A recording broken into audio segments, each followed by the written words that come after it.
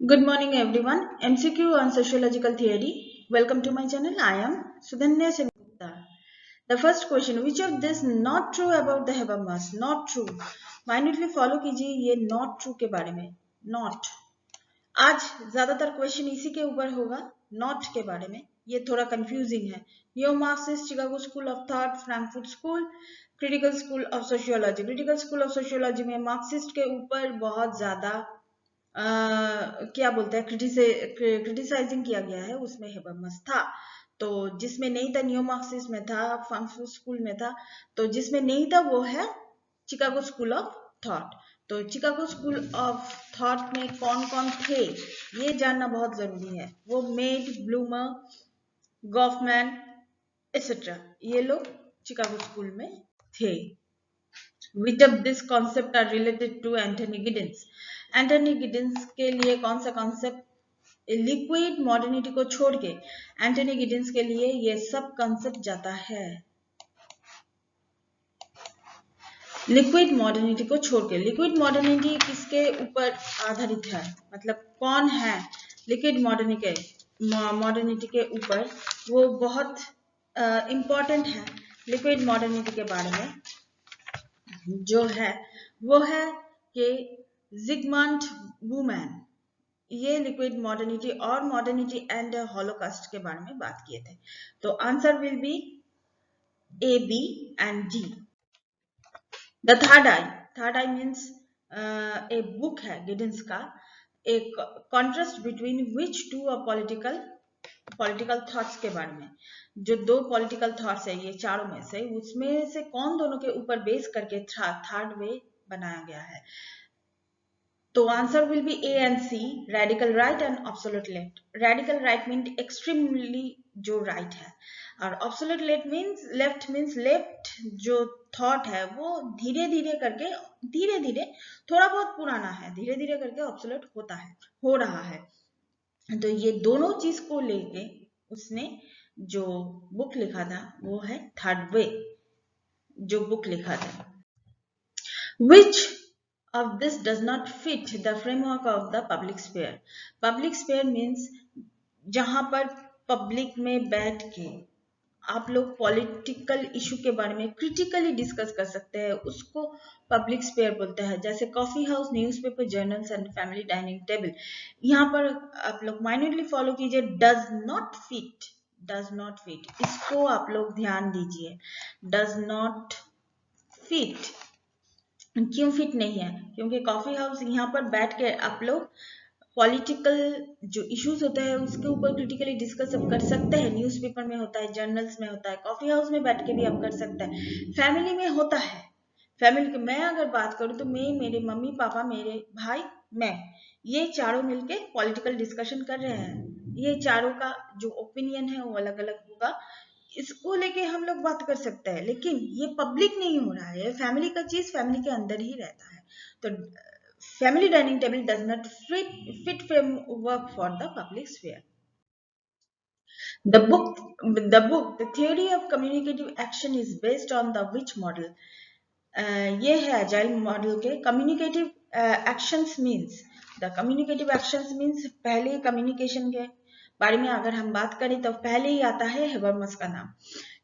इन्होंने ये कौन से मॉडल से प्रेरित होके ये किताब लिखा है? वो है एजाइल फ्रेमवर्क. एजाइल फ्रेमवर्क का जो क्रिएटर है वो कौन है? Talcott person. वो किस चीज के ऊपर इसको बनाया था? कि सोशल एक्शन. अच्छा, एक चीज है वहां पर लास्ट में जो ऑप्शन है रिफ्लेक्सिव मॉडर्निटी. रिफ्लेक्सिव मॉडर्निटी किसके ऊपर है ये आपको पता होना चाहिए. वो गिडिंस के ऊपर है. ठीक है, आपको पता होना चाहिए. Which of this is not the criticism by the Habermas of post modernism. Post modernism के ऊपर ये जो चारों स्टेटमेंट है इसमें से कौन सा चीज के ऊपर हेबरमस ने क्रिटिसिज्म नहीं किया है? First, the post modernist are extremely radical. इसके ऊपर हेबरमस ने क्रिटिसाइज नहीं किया है, बाकी सभी के ऊपर किया है. Which of these are the future given by Srinivas planning to dominant caste? ये सभी के ऊपर श्रीनिवास ने मतलब डोमिनेंट कास्ट के ऊपर कौन सा फीचर्स के ऊपर उन्होंने एक्सप्लेनिंग डोमिनेंट कास्ट किए थे, एक्सप्लेनिंग किए थे। ये जो 5 है, sizeable numerical presence, ownership of land, political power, access of western education, job in administration, ये 5 के ऊपर ही उन्होंने किए थे। तो answer will be D 1 2 3 4 5। Arrange the books in chronological order, ये बुक जो है ये क्रोनोलॉजिकल ऑर्डर में ही है, यही आंसर होगा। तो आंसर इसीलिए मैंने कोड नहीं दिया 1 2 3 4। First, religion society among the Kurds is 1952. Caste in the modern India and the others is SS. This is 1962. The Remember Village 1976 and the Village Caste Gender and Method 1998. What is the community's work, the study by Srinivas? Was not studied by Srinivas. It is Narayat and Kurumbas. ये श्री और D, और बाकी के लिए वो किए थे।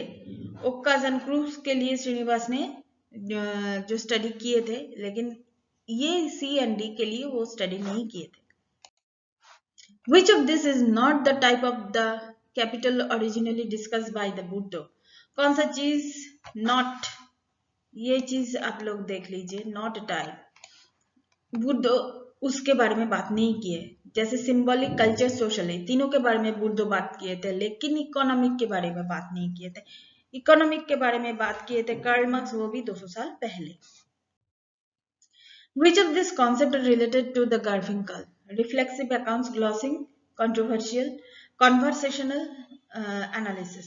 ये जो है ये related to Garfinkel, reflexivity के बारे में बात किए थे, accounts, glossing, conversational analysis के बारे में बात किए थे, बाकी सब कुछ के बारे में वो बात नहीं किए थे।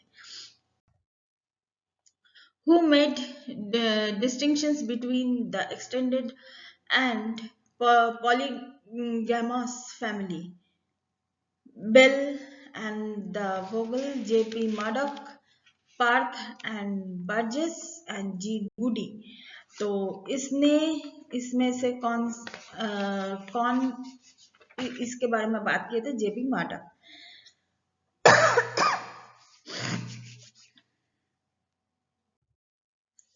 Who has observed that the unity of India is essentially of the religious one?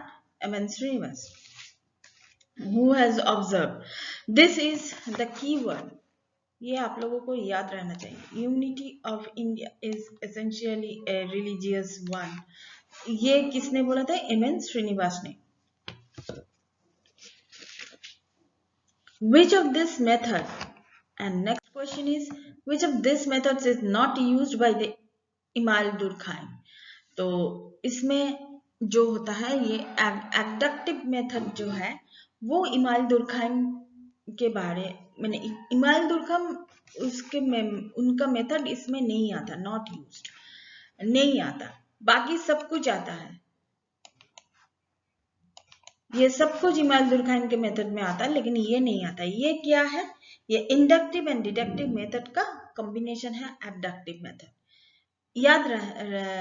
मतलब याद करके एग्जाम हॉल में जाना। एब्डक्टिव मेथड मतलब इंडक्टिव एंड डिडक्टिव मेथड को एक साथ करना पड़ेगा, एक साथ करके एब्डक्टिव मेथड होता है, जो इमाल दुर्खाइम का मेथड्स में नहीं आता। Last question, the structuring of the social relations, access time, the structuring of the social relation, access time and space, the result of the interaction of the pre-existent structure of the individual agencies can be described as the structuralism, functionalism, post-structuralism and the structuration. Structuration जो है वही है जो can be described as, ये जो code दिया है, the structuring of the social relation, access time and space as the result of the interaction of the resisting structure and individual agencies, ये जो होता है ये डिस्क्राइब ये डिस्क्रिप्शन के मतलब इस डिस्क्रिप्शन को क्या बोलेंगे हम? इसको बोलेंगे स्ट्रक्चरेशन।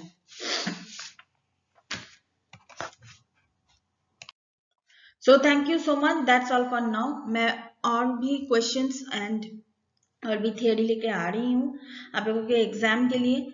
सो कीप वॉचिंग, आप देखते रहिए। Keep watching and please subscribe my channel. Till then, good bye.